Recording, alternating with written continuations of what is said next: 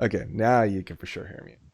All right. Well, like I was saying before, and you probably read through the closed captioning. Thanks for stopping by. Welcome to another edition of the Zeal stream. Glad to have you here, whether you're watching live or watching through a VOD, either on YouTube or on Twitch. Thank you so much for stopping by. My name is Eric Guzman, or Talk to Me Guzman on Twitch. And today I have the pleasure of being accompanied by Zan Rosenthal, which happens to be a coworker, but also a boot camp graduate. So, Indeed. if you want to introduce yourself formally. Yeah, for sure. Hey, I'm Zan. As Eric mentioned, I also work at Coding Seal. I'm a senior software engineer there, and I've been there for about 3 months.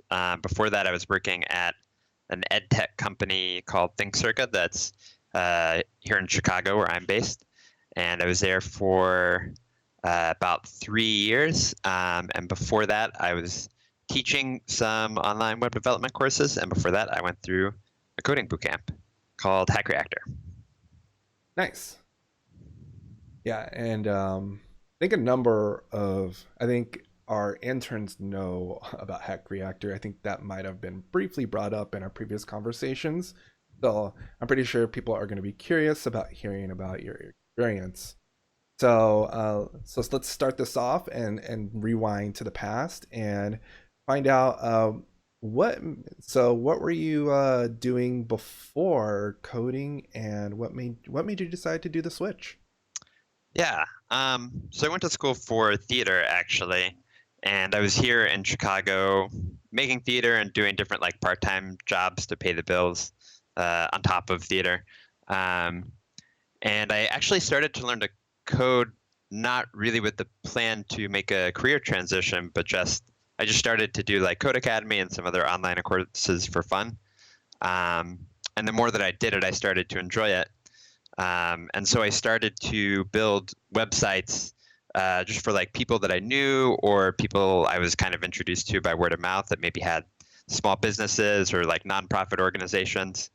Um, yeah, and so I kept doing it, and then after a while, I was really enjoying it, so I decided to take it to the next step, and I started to research boot camps. Interesting. What would you say attracted you mainly to doing software development? Um, so I think so. Actually, when I started college, I was majoring in chemical engineering. So I've always had kind of this like split between like being interested in art and being interested in engineering, and I hadn't really um, been as engaged with that like problem solving kind of building and tinkering side of my personality at that point. And so I think when I started to get into coding, it was just to like kind of build things and solve puzzles. Um, yeah, and just kind of like get back into that engineering mindset. Yeah, yeah. Uh, that's the most rewarding thing about doing web development, especially for people that are starting off and learning how to do software development, is like being able to build and tinker and actually see it go live. I think that's Yeah, why a lot of us start that route of like, oh, web develop. Like a lot of people, when you talk to them, they're like, oh, they first started making a little website, and that's what got them so deep into where into the career path that they are now. So that's really cool to hear. yeah. So when you were going through that phase and you realize like, oh, I want to make this into like a professional career, doing uh, what made you decide to go to a boot camp school versus trying to go back to the school like Yeah. college? So, um, I mean, I think maybe a part of it was just like money and time and being able to. Um, so I think for a while I was trying to make the transition by myself. I was like, I'm going to try to learn enough that I can just transition into this full time. And I think kind of between working full time and having other like after hours things I had going on, and then on top of learning to code, I found it difficult to find enough time. So I was actually considering maybe going back to college. Um, but it seemed like I think because of the cost and the time, the boot camp seemed a little bit more attainable. Yeah, because if you were going to go the traditional route, it would have taken you 2 to 4 years, Yeah, assuming that some exactly. of your prerequisites from your original college path, original college courses would work. Whereas the bootcamp school was how long for you? It was 3 months. 3 months. Okay, so Mhm, pretty standard. mhm. Um, so then once you made that decision, okay, you did the cost balance analysis of time versus money. Um, what what were the criteria when you were searching for a bootcamp school? Why did you land on Hack Reactor? Yeah. So I think maybe one thing that I was looking for because I already did have a little bit of experience is somewhere that required some pre-course work. And I would actually recommend that even to people that don't have experience because I think there is some level of stuff that A, you can learn on your own, and also B, there's a lot of great online communities that you can engage with while you're kind of learning that beginner stuff and getting started. And I think kind of, if you only have 3 months, or I think maybe sometimes 4 months, uh, in that really intensive, immersive environment, I think it's helpful to learn as much as you can beforehand so that you can make the most value out of that time that you do have in the boot camp. But again, because I had that experience, I was kind of looking for somewhere where I wouldn't be retreading the same material for the first week, 2 weeks, 3 weeks. And so that eliminated some places. I think another thing that I was trying to gauge when I was like looking at reviews and looking at websites for different places was if they were approaching it with some sense of like software engineering as a craft and like teaching some of the fundamentals of computer science, or doing some like algorithms work. Because I think like one place I looked at, I think they taught like 3 different languages in 12 or 16 weeks. And it seemed to me like that was, if that's what you're teaching, all you're going to be learning is like the APIs of different like languages and frameworks, and not really like taking the time to learn the fundamental skills of being a software engineer and like having the time to build something of substance and really kind of explore. You're just like trying to memorize these languages. I mean, I could be wrong about that particular boot camp, but that was the sense I got from it. And like with Hack Reactor, from what I read in the reviews, it did seem to be a little bit more focused on software engineering as a practice, regardless of just the language. They did focus on JavaScript, so it was full stack JavaScript. And I don't know if I wasn't necessarily looking for something that was only a single language. But I definitely had the I only had experience with like JavaScript, HTML, and CSS. So I think maybe that was another part of it, is that like I knew I had a little bit of experience there. Yeah, yeah. Well, that's a wise decision, right? Like you already have the experience, so you can just build on it.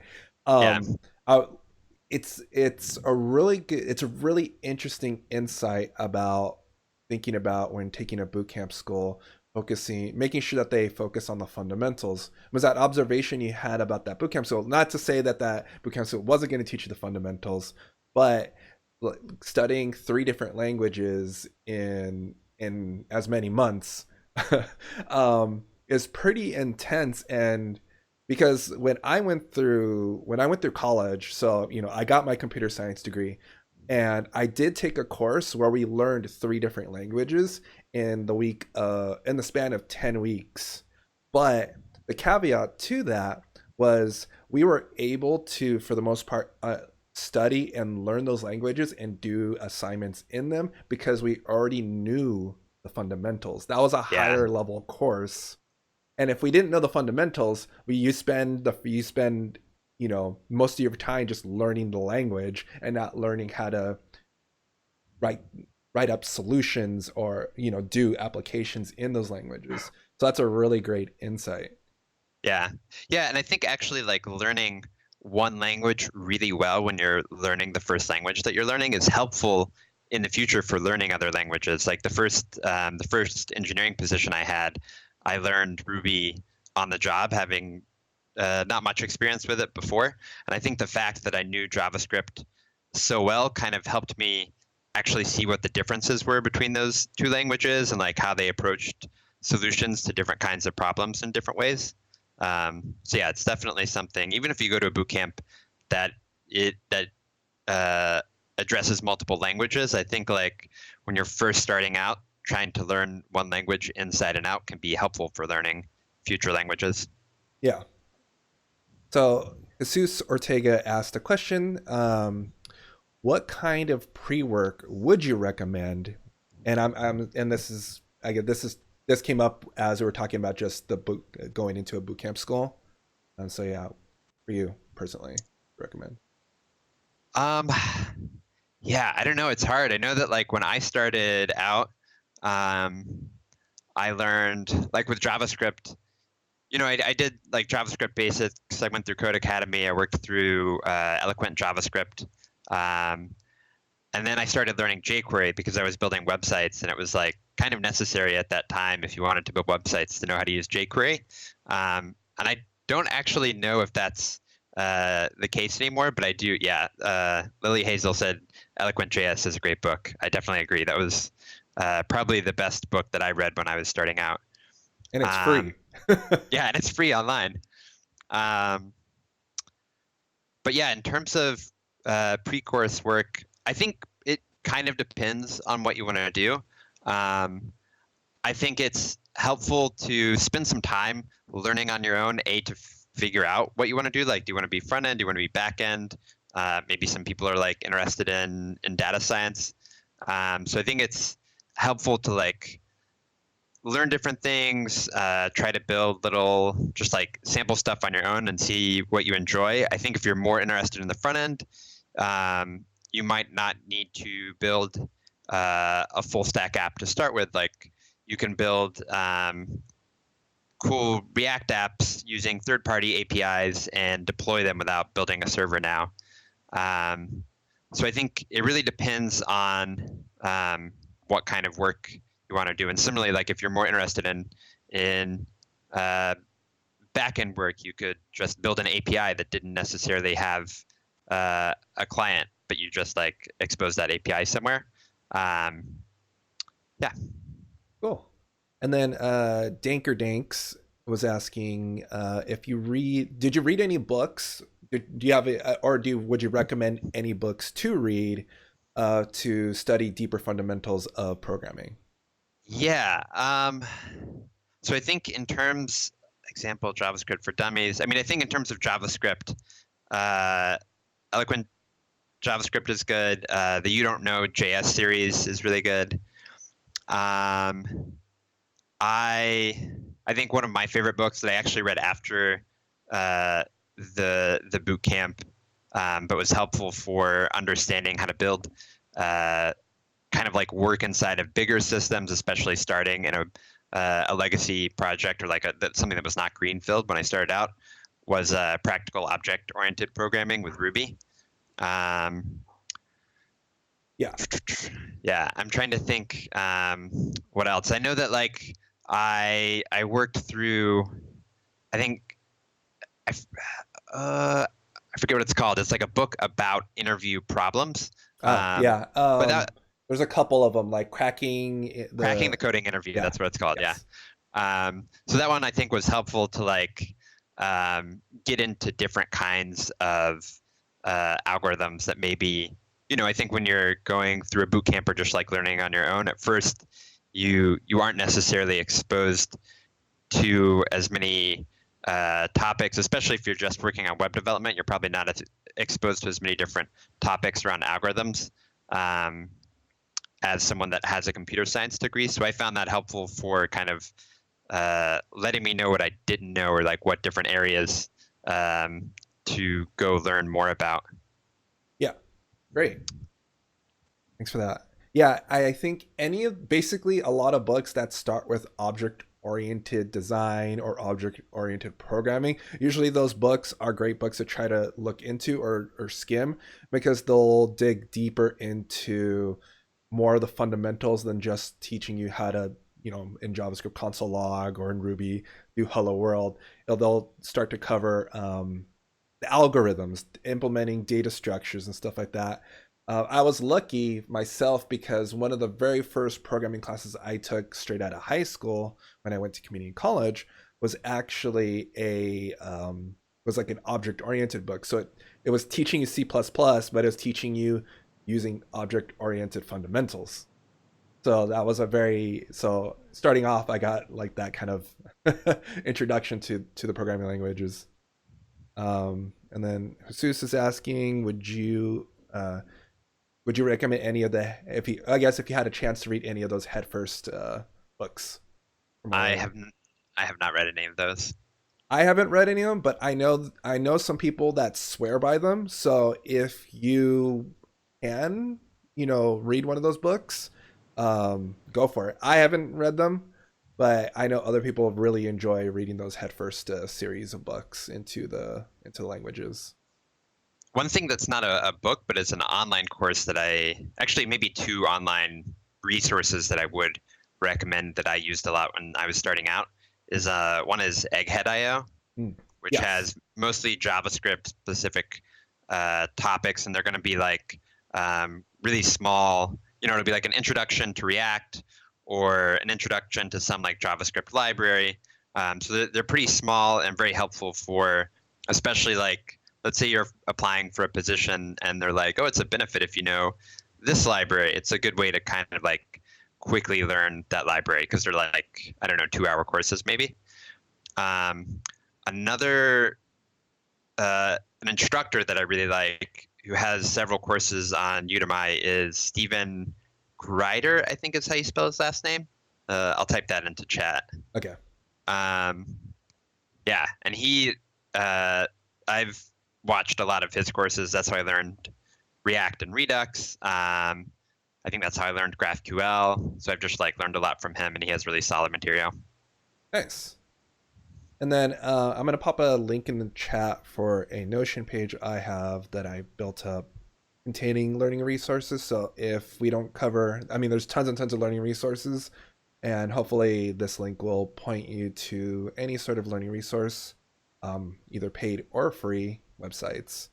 And there's a lots of other stuff in there, but hopefully that if anyone wants to check it out, go for it. And then so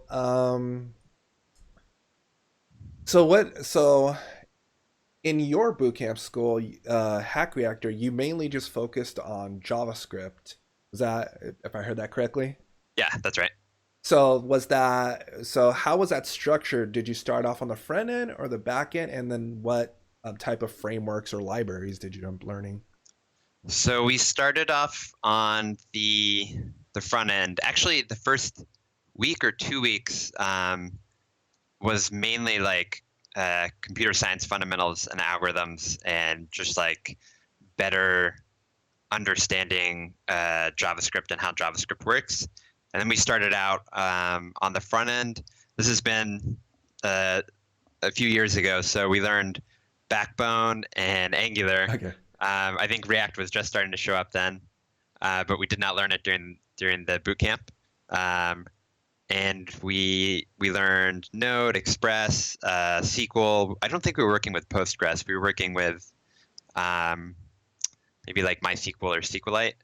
And then we also learned MongoDB. Okay. Yeah, and then I also know I used MongoDB for like my final capstone project, but I know also a lot of people branched out into different databases and like node frameworks, and some people started to use React. So I think at the end, um, we had 2 or 3 weeks to work on our final capstone, maybe 2 weeks, and people kind of took that time to experiment with technologies that we hadn't had actual coursework on. Yeah. And then by capstone project, you mean your final project, the last thing, right? Yeah. Yeah.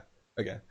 Yeah. When I heard the term capstone project, when like from bootcamp sense, I'm like, what's that? I'm like, oh, your final, like your final. So yeah. So Yeah, yeah, exactly. if you ever hear Exactly. that, they mean their final project.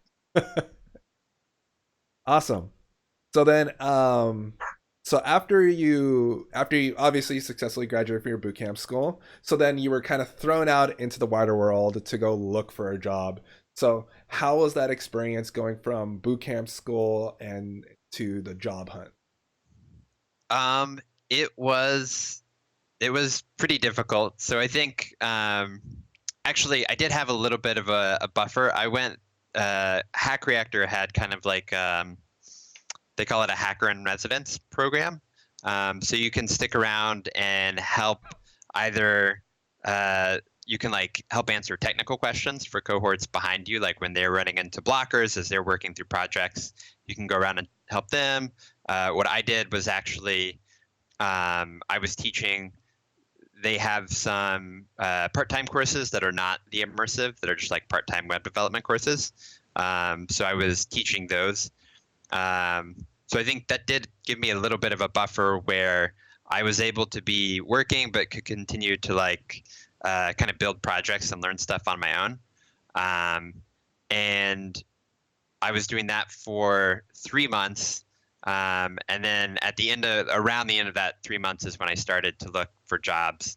I guess it was difficult because it was a very different job search than I had ever done before. I think Hack Reactor, and this is something that I would recommend people definitely look for when they're looking at a coding bootcamp, is to look that they have some type of like interview preparation. So we had a week of interview preparation, and then also while we were interviewing, they had meetings where we could kind of like get together and like practice different parts of the interview, like practice our pitch, practice about talking about what projects we've worked on, um, practice different like interview questions like pseudocoding. So that was really helpful, and I think also just like helpful uh, emotional support when you're like applying to all these positions and going on these nerve-wracking interviews. Being able to meet with other people who are doing the same thing once a week, and you like know that other people are going through that similar struggle.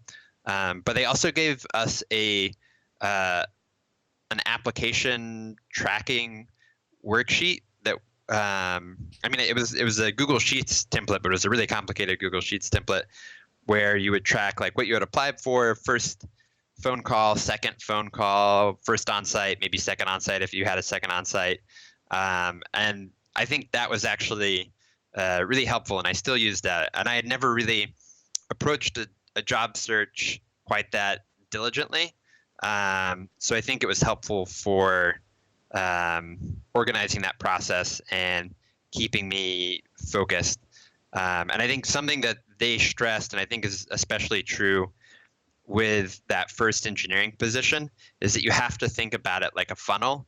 Like if you apply for 100 jobs, you might have, X percentage where you get a phone call, and then a percentage of that where you get a second phone call, percentage of that where you get an on-site, and then a percentage of that where you get an offer. And I think the numbers that Hack Reactor said was like, um, I can't remember if it was one or three offers for every like 100 jobs you applied to. So it's like you got to be applying for a lot of jobs. A big part of it is practice. Like you need the practice of writing the cover letter and knowing how to talk about what you've worked on. I think also going into some of the first like in-person interviews I realized either gaps in my knowledge or gaps in my profile on GitHub that demonstrated that I had that knowledge. And another thing that I was doing while I was interviewing was continuing to work on projects, A, for my own learning, then also B, again, to kind of, if I realized like, oh, there's like not a great code sample of code that I have written that shows that I know that thing. Is there a way that I can do that in one of the side projects that I'm working on? Yeah. Yeah, interviewing is always grueling, regardless of Yeah, for whether you're sure. experienced or not. Um, but the I like you touched on a good point about interviews. It's that after the interview, you did a retrospective with yourself, and you're like, okay, what was I lacking, or what did I fail to communicate? And that's one thing I learned personally, and I tell other people is an interview is an opportunity to do a retrospective to figure out where you're lacking. Um, if you got questions on a certain part of React. So you say you're good at React, you interview for a React position, and they ask you about hooks, React hooks, and you have no idea what React hooks are. And yes, it sucks that they asked you about that and you didn't know, but you should take that as opportunity. Hey, maybe I should take a moment, sit down, and make a little project using React hooks to learn it. And I've done that in the past. I've used my interviews as means to get more knowledge and do better at later interviews, because almost always when I was on the job hunt, my first interview usually sucked Yeah. because I never realized how rusty I was in terms of my knowledge space. So Yeah. Yeah, I think that's a good point about being rusty. I think I think the first in-person interview I had that first time around, I had Angular listed on my resume, but I had mainly been working with React and Redux for the 3 months that I was teaching. And like I graduated from the boot camp and spent 3 months where I was learning React and Redux. And then they're like, okay, we're gonna like sit down and build something with Angular. And I was like, oh no, I haven't touched Angular in 3 months. They're like, not very much. So I definitely was rusty. I think though that's another thing uh, that is difficult but an important interview skill to learn is your attitude when you have those moments where you realize you don't know the answer they're looking for, like you just don't have an answer or an opinion about that thing. I think it can be easy to shut down or to try to like find some way out of that. And I think that that's actually a really two things. It's an important learning experience. Like maybe you're not going to get the job, but you still have a few minutes now with this person who obviously does know something about it, where you can say like, hey, I don't really know about that thing. Like what should I know? Maybe you can get some knowledge from them if you're working on a coding exercise at that moment. A lot of times you'll be pairing with them and you can kind of like see how they solve it and learn something that will help you be better for the next interview. I think also another thing is that a lot of the time it's actually not as bad as it might seem to you in the moment.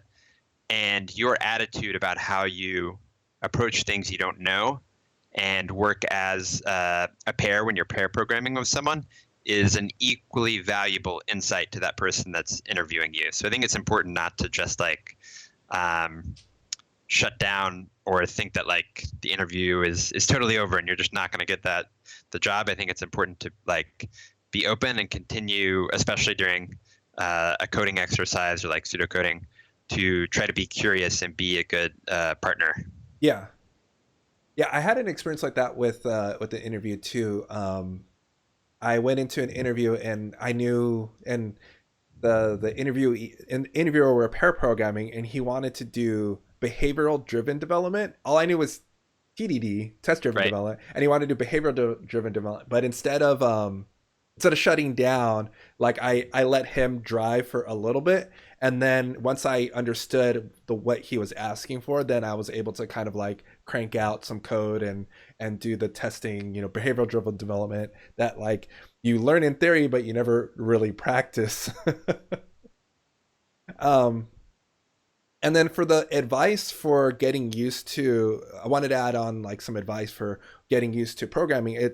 It's so in your case, you were kind of lucky. Hack Reactor had kind of like this interview type of pep program and really set you up for success. But if you're self learning, or if you're going to a code school that doesn't really have that, you try looking online for meetups. There are meetups to practice coding interviews.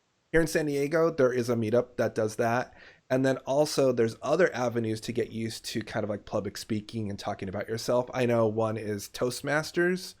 They're not 100% free. I think depending on the chapter, you have to pay a little fee, but it gets used. It's a group of people that gets you used to public speaking, talking about stuff, kind of ad-libbing stuff, so you can do a little bit better under pressure when you have to, talk about yourself or be in front of multiple people at one time. Hopefully, not too many people during the interview. So those are avenues in order to take advantage in case you're coding school, or if you're being self-taught, or I guess even college, because college doesn't really prep you for coding interviews. to do those things. Look online, look at groups, meetups, Facebook groups, meetup.com in your area. Advice for building the developer mentality. Um, yeah, I guess to get to that, I would have to think of like what I think of as the developer mentality. Um, so I think maybe for me, one of the skills that I had that drew me to being a developer was the ability to take um, a big problem that I had no idea how to solve and break it down into smaller and smaller problems until I got to a problem where I thought, oh yeah, I know exactly how to like actually start coding that. So I think that's one thing is being um, when you approach something that seems like I have no idea how to solve this problem, start asking questions about it and figuring out what the pieces of it are, and then break those pieces down and just trying to keep breaking it down in your mind and asking questions about how it should work until hopefully you can get to a point that's like an entry point that like, yeah, maybe I know how to solve that thing. I think when you're first starting out, it's hard because you don't know how to build anything if you haven't built it before. Um, but yeah, I think that's a portion of it. I think another thing that I have found helpful is to try not to get too fixated on a specific solution. I think sometimes you've got something wrong in your code, and you keep trying to like redo the same thing. You're like, I know that this should work, and for some reason it's not working. And that's the moment where you should like get up, get some coffee, go outside for a minute, come back to it, and kind of take a step back from your approach and realize if maybe you went wrong somewhere before that point where you think the bug is here, but actually it's a little bit further back. And also, I feel like 75% of the time, if you've been staring at something for a half hour and it seems like it should work, there's a typo somewhere that you just have not seen. Yeah. The best advice early on I got, I forget if this was a professor at my school, one of my classes that told me, but about the developer mindset. And it's he was giving the example of tying your shoe. Everyone thinks about tying your shoes. It's like, oh, I just tie my shoes. I just grab the knot, grab the laces and put them together, and boom, I tie my shoe. But in the developer mindset, it's not just about tie. It's not tie your shoes. It is, do I have socks on? Put on my socks. Slip on, grab left shoe, left foot, put on left shoe to left foot, and then grab laces. And so everyone, a lot of things are a lot of our mentality. A lot of it is a lot of our mind fills in the blanks for us to do processes. But with a developer mindset, everything has to be broken down to further granular things. You don't just tie your shoe, you have to do the instructions to tie your shoe. You have to loop one lace, wrap it around another, loop it through a hole, and then tighten. You have to do those little things. So when you're looking at your code, when you're looking at program, you have to, like you said, you have to break it apart into smaller chunks and thinking about it at one step at a time. And you have to understand each step in the process. Because if you don't understand each step of the process, or if you just assume that one step just does something and you don't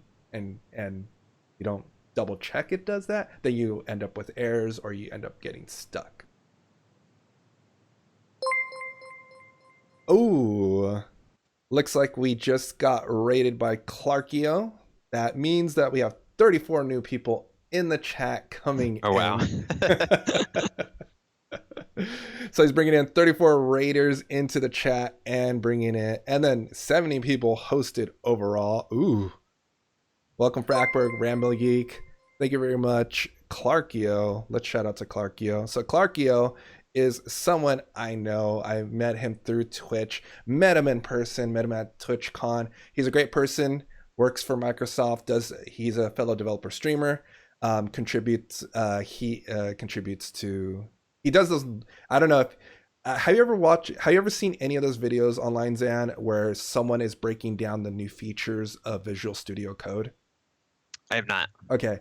Well, Clarkio does that. So every new release of Visual Studio Code, Okay. he'll do a very entertaining video about its new features. So if you enjoy using Visual Studio Code, you should try giving Clarkio a follow on Twitter, and you can find out new features and stuff like that. Nice. I'll go do Let's that give him a after the shout stream. out. Let's shout out to Clarkio. Give him a follow if you haven't already. What's up, Agent Code? Ebby Crump. Rackberg again. Welcome, welcome. Musical Bookworm. Thanks everyone for stopping by. And hopefully you had a great stream. So thanks for coming in, everyone. Thanks for the raid. Right now we're talking with Zan, one of my coworkers. And we're talking bootcamp schools. He has gone through Hack Reactor. He is a coding bootcamp success story. So I thought it'd be a perfect opportunity to bring him onto the stream for him to give his advice, his knowledge, his experiences to help anyone that's aspiring to either to become a developer, to join a bootcamp, or self-taught. It's a perfect opportunity to pick our brains and learn a couple new things along the way. So hopefully you're going to enjoy the stream if you want to stick around. Hello, hello. Our first day of job, make sure to rebase, squash code base, and commit the message legacy code. Exactly. Thank you very much for the follow, Agent Coder. Welcome. You're now part of the Zeal Seals. All right. So we covered difficulties for finding your first job, and we covered a couple little tips, mainly around practicing interviewing and, and also apply to a lot of different places, because it's good that Hack Reactor gave you the expectation that I think it was like 2%, like out of 100 applications, only Right. 1 or 2% can be an acceptance letter. And setting that expectation for when you're going out on the job market is huge, because you know that it's not just you, it's just the difficulties in the process, and everyone else is going to go through that. Yeah. Yeah, I think maybe another good point that I don't know if Hack Reactor suggested this, but something that I started to do early on is that if I could find a way to connect with someone at the company that I applied to, not to like say like, hey, can you put in a good word for me, but just to find out more about the company, and like, especially if I could talk to an engineer and see like what they were working on beforehand. I think that was helpful for my initial interviews. So I'd usually message people on LinkedIn, and again, with that message, like not saying like, hey, could you please get me this job, but just really being curious about like, why do you enjoy working here? Do you have any time to talk? I understand if you don't. So yeah, and just being like appreciative of their time if they responded. Yeah, that's actually good advice. And to extend that, going to meetups and Yeah, going to definitely. events and networking with people, just professionals in general, is great, because they get to know you, you get to know them, you can pick the brain, ask them plenty of questions. And when in the hiring process, it's not just about your skill, but also whether you want to actually work with that person. So if they've met you face to face and you're a candidate that's qualified and it has like the skills, most of the skills that they need, they're more likely to consider you versus someone that just cold applied, because they know you're a great person. They already know your enthusiasm of how much you want to code. So you're more likely to get in later in the process, in the gauntlet that is interviewing, if you go out and do kind of like meet and greets with other people. Yeah, definitely. And then let's see. So is there any other things that you would recommend to kind of like the self learners or bootcamp students when they're going, once they're finally out of bootcamp? Let's see. I talked about building projects. I don't know if I have any other recommendations that are specifically about that space between leaving the boot camp and starting your first engineering position, I definitely do. There were things that I wish I had known when I started my first position that I didn't really learn or didn't fully pick up from the boot camp. Yeah, that was gonna lead into my next question. It's like, Okay. what were the things that from going from boot camp to work that just weren't taught to you that you wish you learned about? Yeah, so I think maybe one big one for me is my approach to testing. I feel like when you're learning, and especially once you enter the boot camp and when you come out of it and you're working on side projects, you feel like I need to build a lot of things and I want to get a job soon, so I need to have finished things that are like showable and functional. And it's easy to think of testing as like only something that prevents regressions, which I think if you are thinking of it only like that, and these are all just like projects that maybe you're not going to be maintaining in the long run, it's easy to skip over testing or like not test as thoroughly as you should. So I think something that I have learned on the job is to use testing more as a discovery tool.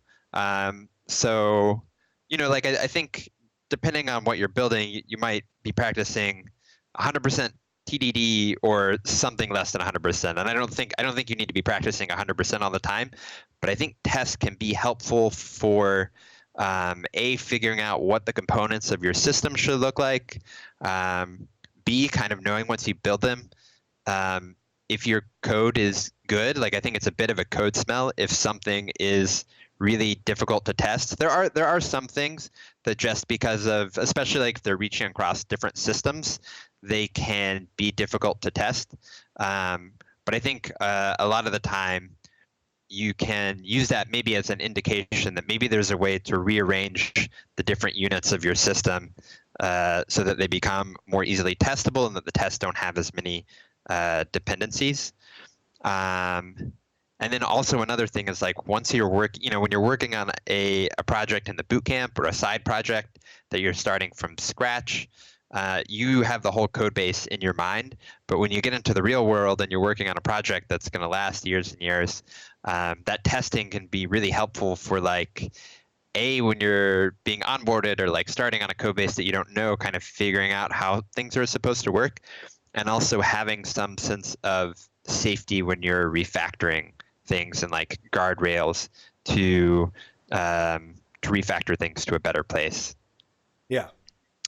So yeah, testing. I feel like it seems that that's like the theme or the common thing. Bootcamp schools don't spend too much time teaching testing. I can understand that because testing is, testing in terms of learning doesn't have a lot of value to it. Testing has a lot of value for once you for producing your and making your applications, not when you're in the middle of learning to make an Right. application. Yeah, that is true. You definitely do have to know how to build the thing that you're testing before you can necessarily test it. Um, but yeah, I think like in terms of long-term learning, it can also be helpful for, I think like going back to code that I have written in the past. Um,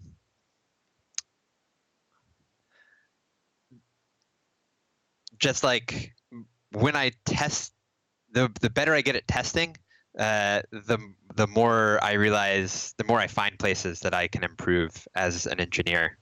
Um, yeah, and I think again, especially in terms of like how I define the different like units of my system and how they communicate with one another. Yeah, I Yeah. think maybe. Oh, go ahead. No, I was gonna say I was gonna build on top of that of saying like yeah, like I've said this to other people too. It's like when you're doing so you, it's one thing to build an application and for it to work and it for it to work and do stuff. It's another thing to make tests for your application, because in order to test your application, you have to truly know how it works. So Yeah, then that ends up resulting in, like you said, of areas of improvement, because you can't if you can't if you can't test it, or if you can't test it, then that means you don't know how it fully works or yeah, it's too exactly. difficult, or ends up being too difficult because you can't test it. Yeah, that actually makes me think. Someone asked earlier about like developing the developer mindset when you're starting out, and I think another thing that testing can be helpful for is that when you are making a change, especially if you've built something and there's like a bug and you're debugging it, I think it's important to have a hypothesis about what result your change is going to produce. Um, in my previous position, I was a team lead for a while, so I onboarded people. And one thing that I've noticed in junior engineers is that they will oftentimes like see the bug, decide that that this is the thing that's wrong, and just like go make a change and reload it, but not really um, they won't have a full understanding in their mind of like why this change is going to fix this thing over here. And it's clear that there's some gray, foggy area about how what they're working on actually works.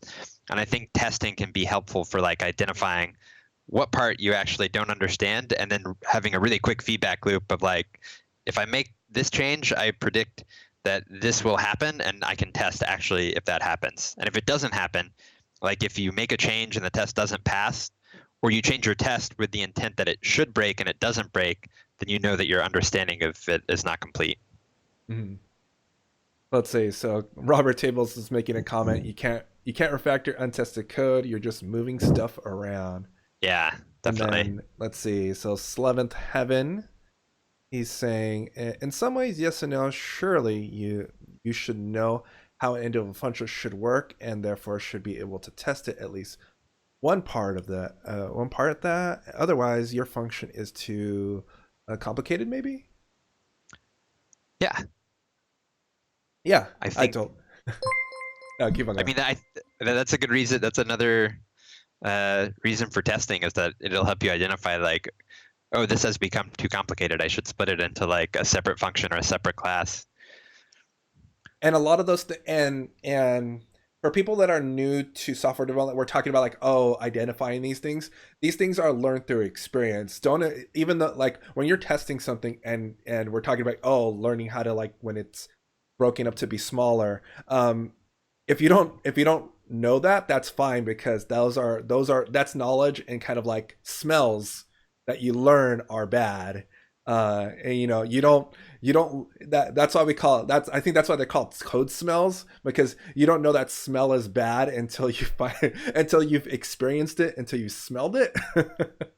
So as a new programmer, if you're listening to us and we're throwing out these concepts about breaking out things smaller and dividing things, it's fine if you don't fully understand, or you're not sure how you would do that, because that's something that's done just through time and effort, for the most part. I think also talking about complexity makes me think of another thing that I wish I had valued more when I started out. So like I have an extension in VS Code right now that will rate the complexity of different JavaScript functions. So it's just like a little visual indicator above it of like, hey, maybe it's time to refactor. Or if it's like super complicated, it's like, what are you doing? um, but I think kind of all the different tools that you can add for improved developer experience, I think they seem kind of secondary, but in my experience, they can really help increase the speed of both development and learning. Because, like, if you have something that's constantly indicating complexity to you, you start to kind of build that lens in internally. And then I think on a different angle, aside from just getting better, things like um, having different key bindings and dot files that you know well and like work well with your style are just helpful for like working fast. They just make it more enjoyable. I think it makes it easier to like get into the flow while you're coding. Yeah. One of my old in an old company, the CTO made a quote. His key quote, I really loved his quote. He said he loves lazy developers because they always think smart. So he loves a lazy developer because you always build tools. You always use tool. You either build a tool or use tools to make your coding life easier, so you can focus at the task at hand and reduce that cognitive load. So it's fine to use tools when you're doing development. Like, if you don't fully understand Git command line, it's fine to use the GitHub IDE or GitHub editor, to commit stuff, because what the point is to commit your code, not to 100% learn every single command in the command line. What's important is just to get your code committed. and push it. Yeah. Um, Tasty Zoots. He has a question. So I don't haven't coded before, although I am proficient at math at a post degree grade. I wanted to make a screen overlay application. Is there any software that you would recommend to learn while being a starter position, but also a potential future proof application?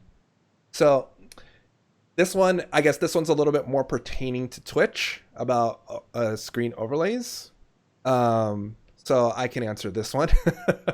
So if you want to make screen overlays and stuff like that, a screen overlay is just HTML, CSS, and JavaScript. The overlay I'm using right now, not a Twitch screen overlay. Okay, can you get what about a little bit more? I guess a little bit more description for a screen overlay application. So maybe just overlays on for native. I guess a little bit more information we can try to help you out. And then Robert Table says, I 100% agree with your question on tooling aspect for a slight different reason. If everyone is seeing the warning about the function, it's less of a surprise when someone does a PR to solve the warning problem. Thoughts? Yeah. I would definitely agree with that. I think maybe that's another thing when you're starting out that you don't realize the importance of is making sure that you have your tools set up so that you are seeing the things that everyone else is seeing. Um, I'm trying to think, like with linters are an important thing because you might, if you don't have it set up correctly, you don't notice it until you push it to GitHub, and then, if you have it built into CI will ding you, or if not, maybe another developer will come around and say like, hey, would you mind like reformatting this? It's not a big deal, but it definitely slows down the loop of like building stuff. And it also, I would say, um, if the person who is reviewing your code has to be thinking about the formatting, that's going to be taking away the amount of time that they spend actually like getting into the substance of your code and giving you thoughtful feedback. So I think making those easy wins of just like having your linter set up, if your editor can format on save using the project's configuration for that linter, that's helpful. If you have like a Git hook that will enforce that linter, um, when you make a commit, that's helpful.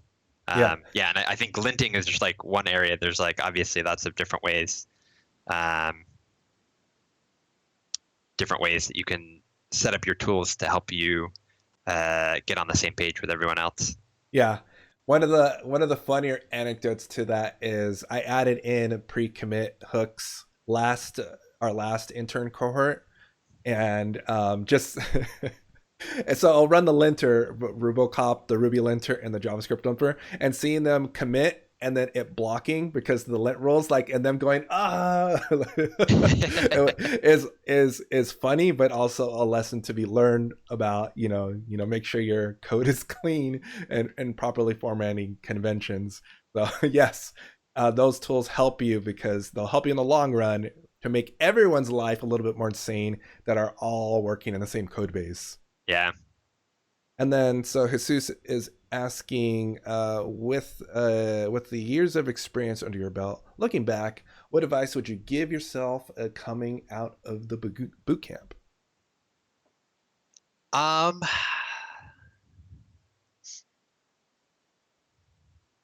I so maybe kind of an overarching thing that applies to a little bit of what I was talking about with interviewing, but also applies to when you're in your first position is not to be afraid of not knowing a thing. So again, earlier when we were talking about interviewing, I was saying like sometimes you end up in an interview and they ask a question you don't know, and it's important in that to use that as a learning experience and to like stay open and receptive to like learning what they know, or if you're pair programming with them, continuing to be like a curious person and a good pair. And then also, I think when you start your first position, I know that when I first started, I was afraid to ask questions in Slack because especially when you're starting out, you feel like an imposter, and so you're like, oh, if I ask the question, people will know that I don't know, and then they'll really think that I don't know what I'm doing. But I think it's important to kind of get past that and ask the questions because A, if you don't, you're just gonna like keep on not knowing, or maybe you'll read Stack Overflow. But I think a lot of times the people on the team that you're working with that are like working exactly with the technology stack that you're working on can more quickly answer that question in a way that is specific to your code base. Um, and also, other people might have that question and might not be asking it. So it really helps to share context within the team more quickly. I feel like that can be one of the worst things for team health in the long run is if there are not good mechanisms for context sharing, because someone will develop expertise around a certain part of the code base or a certain technology. And if there's not a way to share that expertise, it kind of goes to waste because other people have to go uh, learn that on their own if they're not like pairing with that person or getting code review, or people are not like freely asking questions in Slack. And I think it can also be kind of bad for morale if there's like one person that knows something really well because maybe somebody else works on that part of the code base and they think they've done a thing right, and the other person who maybe originally wrote that code but has not shared context about it can swoop in and say like, oh, no, this is wrong, you should approach it this way. And that can be like kind of a hard review to handle. Yeah. Yeah, like sometimes saying, just ask questions for God's sake, ask questions. They're looking at your willingness to learn, not your experience when you are starting out. Yes, Yeah, it's so true.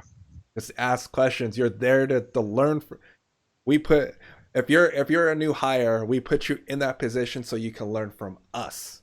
We expect you to ask questions and for us to impart wisdom and knowledge and expertise to you because that's why we hired you. We want to lift you up.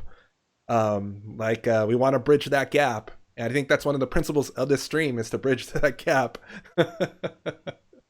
and company and Zeal as a whole. So remember to ask questions. It's like, don't be afraid to do it. It's fine.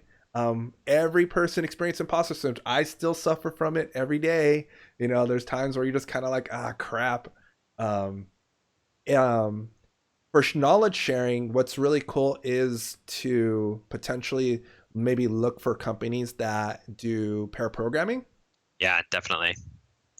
Starting out, that would be amazing because that is you're coding with someone else. So either when you're coding, they can give you advice, or when you're watching them code, you can learn from them. And it spreads the knowledge of the code base and stuff like that. So you don't have these knowledge silos that you were talking about.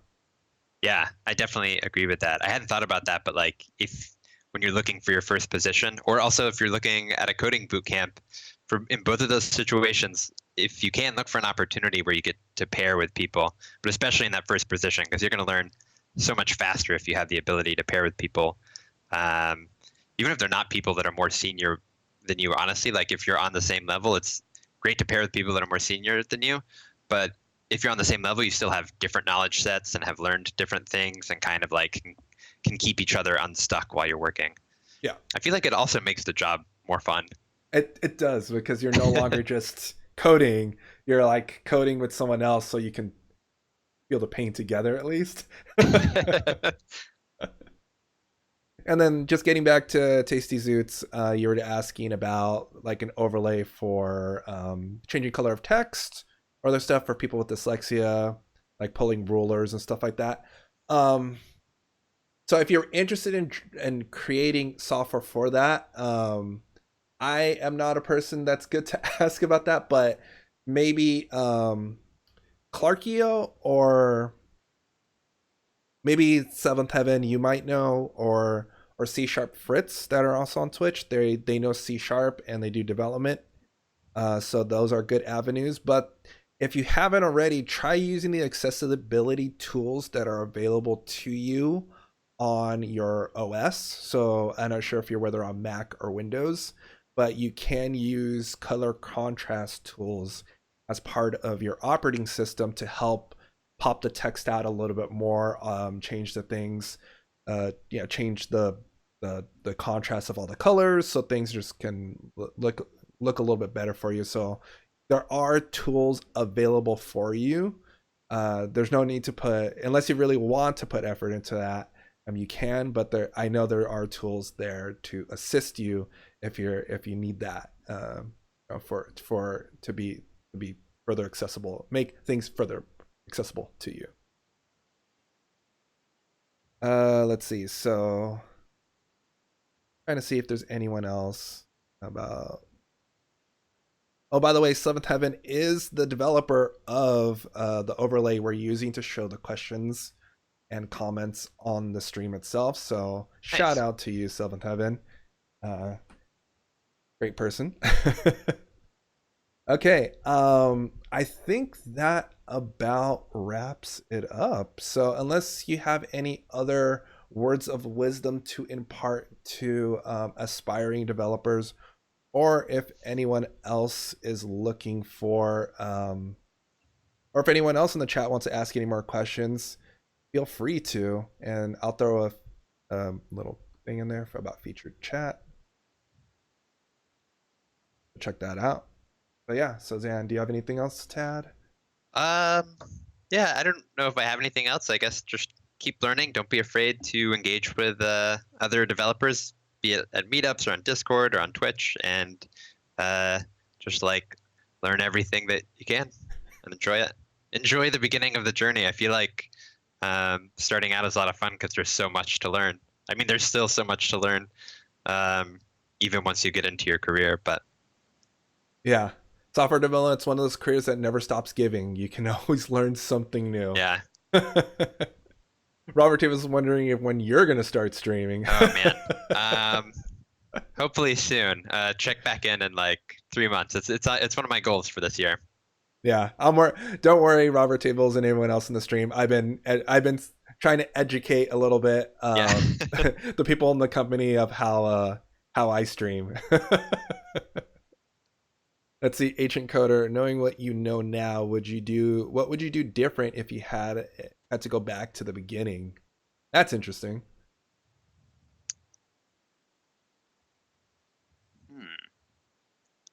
Hmm. Um, that is a difficult question. I feel like I have had pretty good experiences both with the boot camp and also with the positions that I've had since Yeah. then. For me, I guess I can do that for myself because I went the more traditional route. I went through college and all that type of stuff.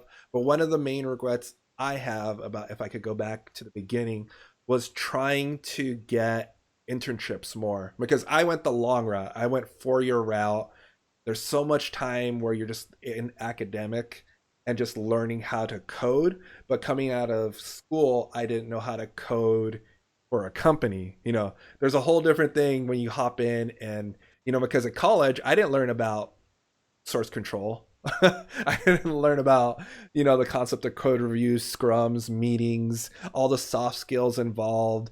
So if I wish I tried to get a hold of an internship at some point during my education because that would have helped me immensely when first starting off in my coding career.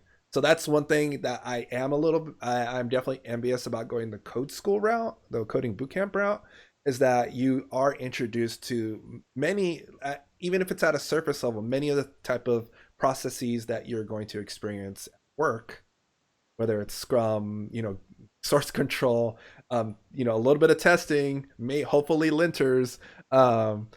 Those are things I think is really awesome that you get to learn when you're going that route instead of college, because college is just purely academic. That does make me think. One thing that I wish I had done earlier was to make open source contributions, because I think it's a good. You definitely get to collaborate with people and practice a kind of like semi-agile workflow during the boot camp, but you're working with a lot of other people who haven't done it before. So I think participating in open source, even if it's small things, gives you an opportunity, to like read through and understand some hopefully well-written code, and also to better understand how Git works and like different Git workflows, how code review works, and also again just like learn and be involved with other developers. Yeah. All right, Zan. Well, thanks so much for the talk. It was greatly Yeah, appreciate thanks for that. having me. Yeah, it was I awesome. enjoyed it. All right, I'll see you in Hip and Slack and all that type of stuff. So have a good Yeah, weekend. indeed. Have a good weekend. Bye bye, everybody. All right, everyone. Now it's the end of the stream. Thanks everyone for hanging out. Does anyone? So those people experience in chat, Smab. You know, you're saying you're at the end of your career and stuff like that. Is there any other type of things you want to throw into the chat? Advice to impart for anyone that's looking at this VOD on YouTube or on Twitch that might be interested in starting their career in software development or are currently struggling through trying to get their first job. If you have any words of wisdom to impart to anyone, feel free to do that as we start to close off the stream. Or when you get into the industry and do actual agile development, most people doing this when people haven't done it before. Get out, get out there, be on social, sell yourself. Yes, Twitter isn't just for posting photos, memes, and and following your favorite celebrity. Use Twitter as a means to get out there and sell yourself. If you have stuff to show off, use it. If you have questions to be asked, ask them on Twitter. Follow the people, coders that you want to follow, and ask questions. Like MBCrump says, look on Dev2, the blogging website, post on there, ask questions. You don't have to just post on Dev2. You can also ask questions on Dev2, which is absolutely 100% awesome. If you don't know something, if you're new, ask a question. There's a bunch of developers on there that can answer those questions for you and start a discussion. So let's see. So musical bookworm. So suggestions for best ways to learn Scrum or Agile. 10 plus years experience as a developer, but I've worked mostly in smaller companies where I'm essentially my own project manager. So um it's for me, so for me personally, it's difficult to I had difficulty trying to learn Scrum and Agile through reading a book. Like that's like I would say like, oh, read a book, but it's for me it was difficult. Lean Startup is a good book. Yes, it is 100% a good book, but also um I would say have the opportunity to talk to different people of how they do Scrum or Agile because it is never the same. It's it's like a zebra. All the stripes, like it's always different. Like the stripes are always different. It's a zebra, but they're never one and the same. And that's what Scrum and Agile is to every single company. It's a zebra. It's a Scrum and Agile, but it's always slightly different. Everyone has their stripes. Everyone has their processes slightly different. I did a blog post called 11 Things Everything Developers Should Do in 2020. That list is on the top. Nice. And if you want to share any links for everyone else, throw them to the chat. I am not blocking anything in the chat for link wise. So if you want to share, go for that because after all, sharing is caring. It's not about Scrum or Agile, but it's about following. But it's about failing fast. Yeah. You're okay with books? Yeah, so yeah, definitely just talk to people because I mean, for example, at my at the current company that I am doing work for or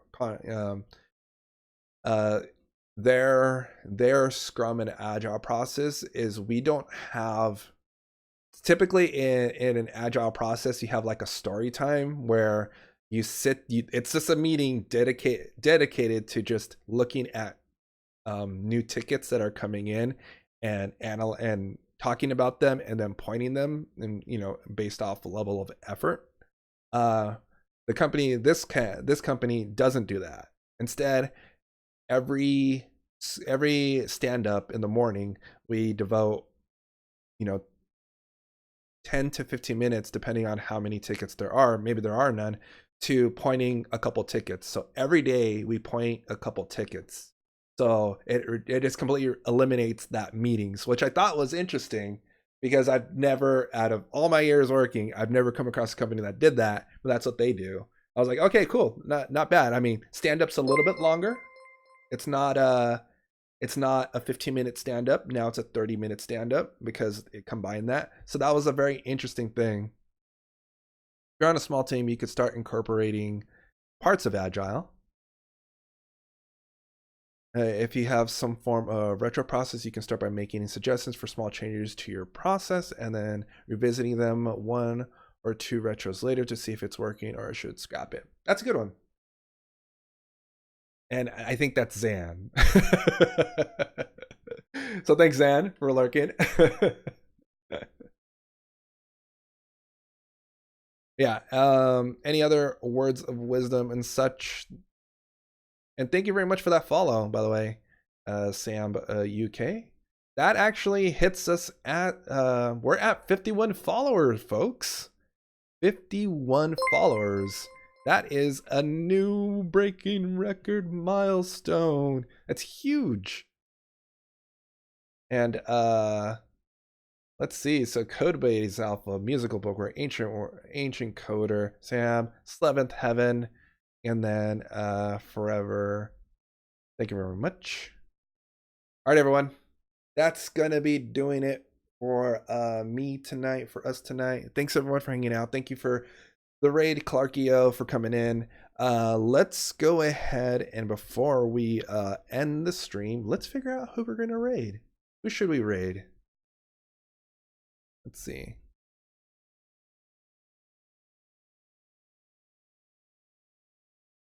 We have our live coders team. A little biased, but let's check it. Let's check out who we raid. You always got to play it forward, everyone. Raid other people when you're doing streams.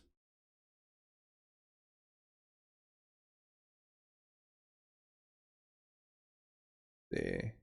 All right, the Messy Coder. I don't think we have an opportunity to read the Messy Coder before, so we're gonna go ahead and do that. So, so Coding Zeal is the company I work for. So this is kind of like, you know, branded streams focused on education and uplifting, whereas my other stream is my personal kind of, I do my stuff.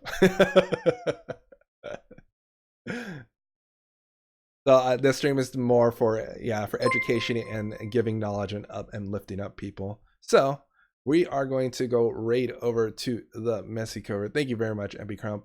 And if you enjoyed the streams, we stream. I will stream every Friday at 2 p.m. So next stream, tentatively, I might have be in conversation with our designer here at Coding Zeal, and we're going to be talking about UI and UX. So that should be an interesting conversation because that's the one thing us developers always suck at is UI and UX. So we'll find out how she got started and how she learned it and tips and tricks and all sorts of stuff that might help us keep user experience and good design at the top of our mind when we're building out our applications. So let's go ahead and raid over to the Messy Coder. It looks like he just got raided also. So there's going to be more raids coming his way. So have a great weekend, everyone. Thanks so much for hanging out. I will catch you again. See you on the internets. Until next time. Bye.